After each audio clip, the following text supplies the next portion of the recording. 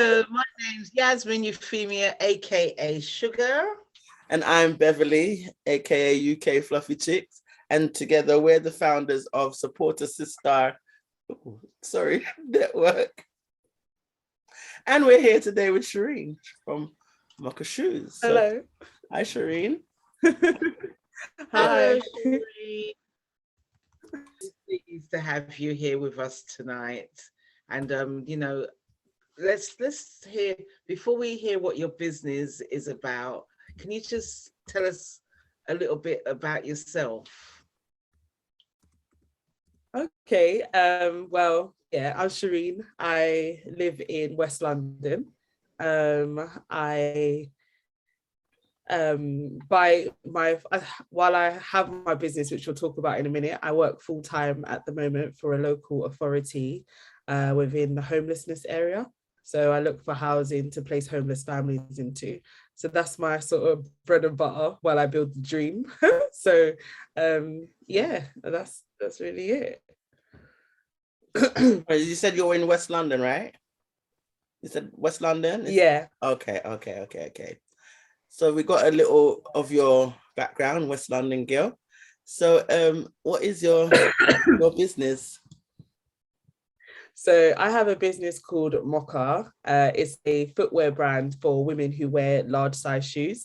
So from a size 8 to a size 12. So yay! In the house. Put my hand up. Yes, sorry. So from a size 8 to a size 12. I created the business. So we launched a business. I launched a business 2021 in March. And I had crowdfunded for the business during the 2020 lockdown. So it was an online campaign to raise money to kickstart the initial collection. So once I was able to get that, I was able to then build this brand and create it. And that's where we are with Mokkah Shoes. Okay, so how can you move? Well, you haven't moved yet, but how can you be working for a local thing? How did you know about shoes? So when I was younger, like I always loved shoes. So when I was young, like my mom used to take me to church or whatever, and I always used to have a matching bag with shoes and stuff. And it used to be a proper thing. So then when I was young, I never really realized that my feet were bigger than normal. I never really realized either that that my shoes probably wasn't looking as childish as I thought, because all I was seeing is I got pink shoes, I got a pink bag, and I was just loving life. So then when it got to a certain point now where I actually remember it, I think I was in about year 2 and we went to Clark's, and my mum, they measured my feet, and the sales assistant said, like, this is the last size before she reaches adult shoes. And I remember hearing that and I was like, what? Like, what's he talking about? So then, and I remember the shoes in particular were these black platform leather wedges, and I loved them. And when our foot started to outgrow them, I used to cramp my foot in there and still wear it to school and pretend like I'd hope that our mom doesn't notice, or she'll make me stop wearing them and I'd have to wear something else. So anyway, once I did obviously outgrow the shoes, I realized that my options for, even as young as I was, my options for footwear just got slimmer and slimmer. My shoes didn't look like my friends' shoes at school, like the shoes I was wearing to church. Imagine if you're in like late primary school and you're having to wear like little kitten heels, because then anyway shoes wasn't as accessible in larger sizes. So it's like now you have more options in like size 7s and 8s and stuff, whereas before it wasn't like that. So anyway, when I was in primary school, I used to before I realized that my foot size was actually an issue, me and my favorite teacher at the time, we used to swap shoes. So she used to wear my platforms, I used to wear her heels, and I thought nothing was wrong with that. I just thought I was lucky. I didn't think anything was strange. Anyway, went to started high school, and at that point I then started to become conscious of my feet. So I started to know, like, obviously my feet are a lot bigger and stuff like that. And then as I continued to grow, I went from a size 8 in year 7, left school at a size 10. and now I'm a size like 10 and a half, 11. So I never had the option to be able to have footwear that truly like express myself. So how I had that joy before, where I used to like love shoes and like be excited about buying shoes and wearing shoes, all of that kind of went. But whenever I saw shoes, I'd be like, oh my gosh, those are so beautiful. But I just knew that I would never be able to have them. Yeah. So I kind of created the idea for Mokkah. Well, I didn't have the name then, but the idea about having shoes or creating shoes came to me when I was in like sixth form. But at the time I was like, oh, Sherene, you didn't study textiles, you didn't study this, so you can't do that. So at the same time, it just went into housing as I continued through like my career and stuff like that. Like obviously that wasn't my first job, I went into retail first, but I went into housing and stuff like that, and that was kind of like where the career took me.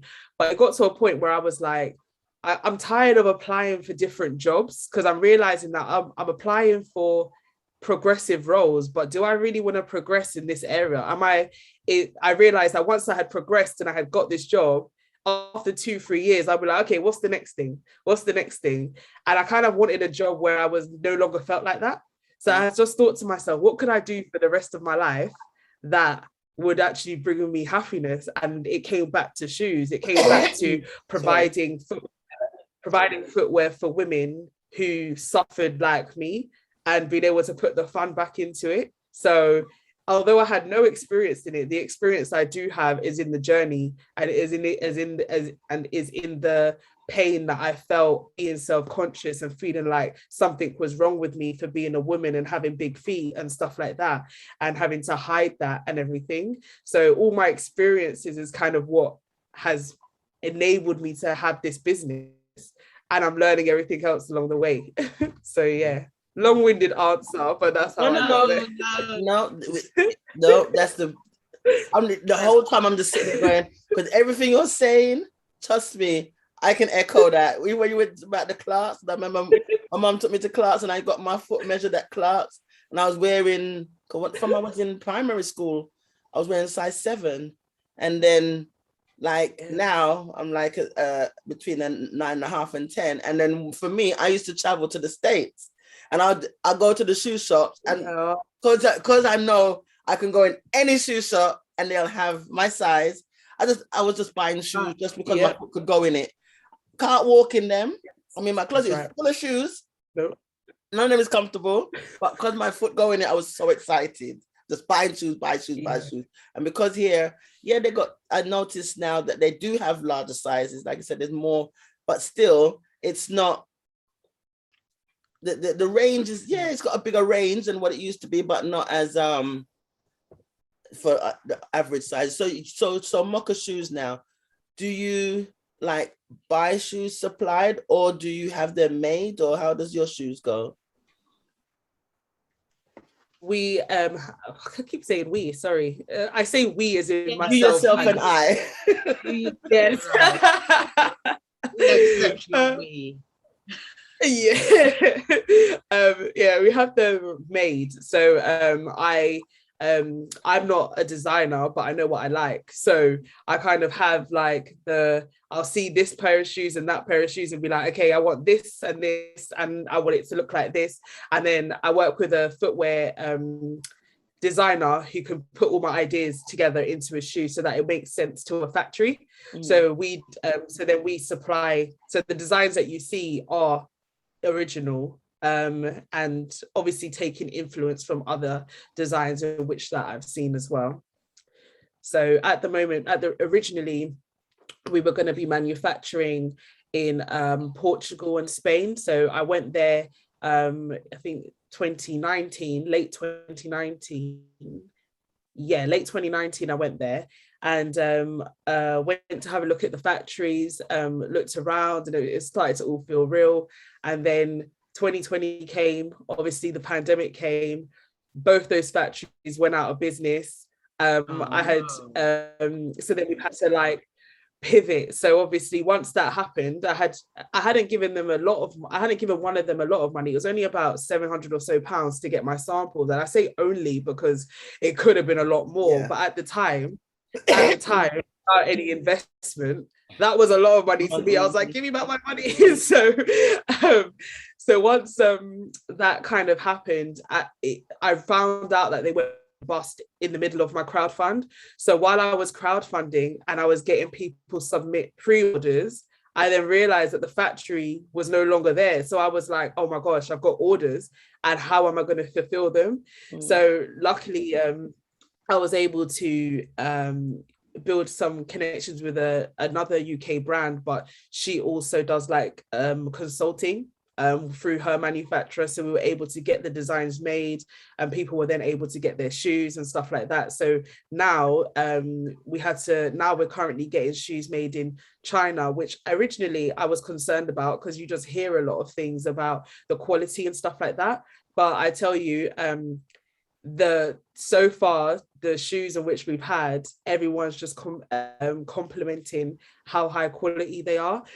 So I think that there are a lot of brands that, you know, give it quite a bad rap, but then through my own market research as well, when I went round to Selfridges and looking at some of the higher end stores brands, looking at their shoes and where they're made, a lot of them are still made in places like that. So it was a bit comforting to know that I'm not damaging the brand by being in China, although I'm trying to be a more premium brand, if you get what I mean. So yeah, it's been really good. They've been great, to be honest with you. No issues whatsoever, which has been a blessing, because when you're a small business, you expect to make mistakes, but you're hoping they're not going to be massive ones because you can't afford to have the mistakes, you know. So it's been good so far. And you said you started in last year. So all the research was prior, obviously, from 2019 up to this time, but you officially, Mokkah Shoes was born last year. 2021. So we officially started our online trade March 2021. Okay. All right. So it's been in the pipeline for a while. I suffered a lot from like imposter syndrome. So even though I finally went to the factories in 2019, I was doing all my research and stuff about business and about creating businesses like from about like 2018, 2017. And I just was feeling like I can't launch a brand. I can't do this because I don't have the experience. I'm going to fall flat on my face. And it was also a bit of, I didn't realize at the time, but it was also a bit of my me being self-conscious still about my foot size without me even knowing. So for example, I had to then challenge myself to then start telling people my shoe size, because I realized, Sherene, you can't build a brand if you're still scared about what people are going to think about your shoe size. So that I had to like challenge myself to be like, all right, Sherene, this is what you're going to do. You're going to start talking about your brand. And when people ask you what your shoe size is, out of curiosity, you're just going to say it.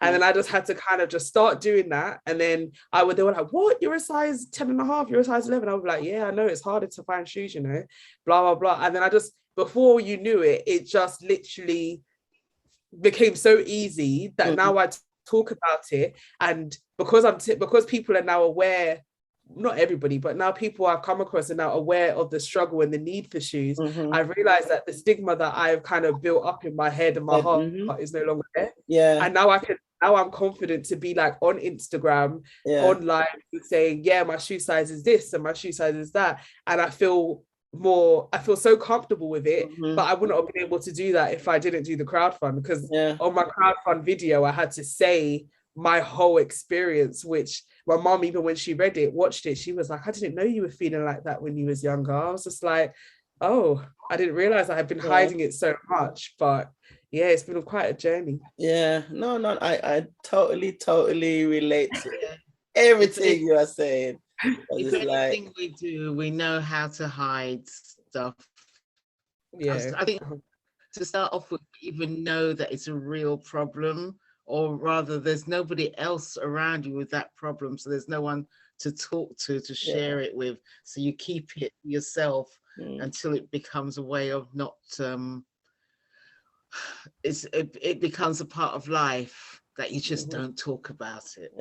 You know, don't want to draw no attention to it, because I mean, there is so many women whose shoe size, you know, that's their shoe size, that's the norm. And it's like, but because I remember like in Dalston, there was a few shops in Dalston that I used to go to that they used to do the large size, but it's just that the They're styles shop. wasn't really my thing, because it's more like the brightly colored. They're not saying I don't wear bright colored things, but at that time, that wasn't my style. And it was like you just want something a bit conservative, maybe say to go to work, and all you can get is some bashment lounge. You know, but the struggle was there for a lot of people. There's a big market for it. So so this is where Mokkah Shoes is at right now. You're getting stuff custom made, and you got in your, obviously I guess people contact you through Insta, through your website. You have a website, right? And so they order, I take it that way. So that's where you're at right now. All right, so sorry, designs made. When you get a design made, is it like a batch of them? Yeah. Okay. So basically, what happens is a lot of one of the struggles that you get when you're trying to manufacture anything, but shoes in particular, is the minimum orders. So the factories want to make sure that what you are going to produce is going to make it worth their time. So you might get a lot of factories that will say, look, minimum order for this style in this color is 200 pairs. And I'll be like, well, I can't guarantee that 200 people are going to buy this right now, because I've only just started. So having that struggle of being able to negotiate with providers to make sure that I don't get stuck with a whole bunch of stock that I can't potentially shift, for example, is the battle that you get. So luckily I've been able to I was able to get in contact with people that were able to work with me on quite a lot more of a smaller scale, which meant that I could launch with different shoes. So basically I launched with 3 different styles. And because I was able to do the smaller order quantities, I was able to, have them out. But whereas if I had to stick to 100 styles per, I might have only had like, say, 1 style of shoes and be trying to flog that sort of thing. Whereas now I'm trying to, right now, my first aim with the shoes was to have kind of like a style for different occasions.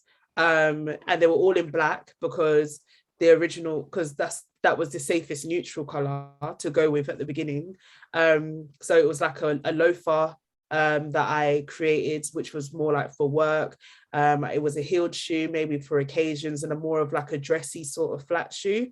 And it was also trying to test the market to see what were people going to like, what was the feedback going to be for these different types of shoes. So for example, for my heels, I got a lot of feedback to say, the people that bought them loved them, but for the people who didn't buy it, I was able to find out, okay, they like a shorter heel, for example, or they like a block heel and stuff like that. So me being able to work at a much smaller batch when I'm doing it has really helped me learn more about who it is that I'm trying to serve, because I know what I like, but I realize as well that it's not me buying the shoes. I'm just creating with it. Mm-hmm. That's right. So when people say, oh yeah, I would really love this type of shoe, I was like, really? I wonder if everybody else would like that type of shoe. So then I've started to use Instagram a lot more now, especially with using polls and stuff like that, to find out what is it that you guys really want.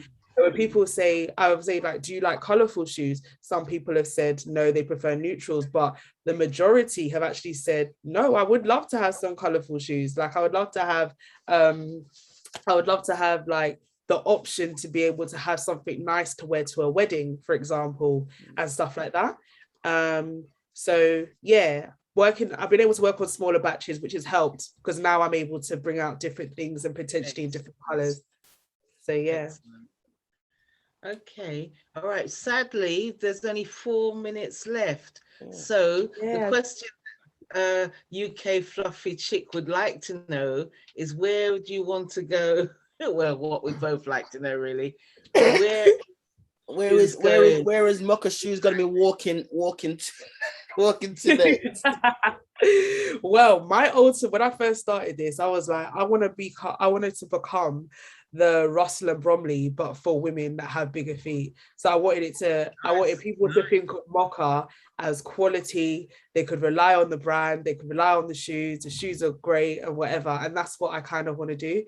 So I want to be able to, the ultimate vision and goal is to be able to have this women's footwear brand that's just like a complete powerhouse, and then to be able to then branch out and do the same thing for men in larger sizes. But also as well, one of the key things that are closest to my heart, apart from bridal as well, I'd love to do bridal, but is to create shoes for children. So I want to be able to create shoes for children that are bigger, but still look like children's shoes. Right.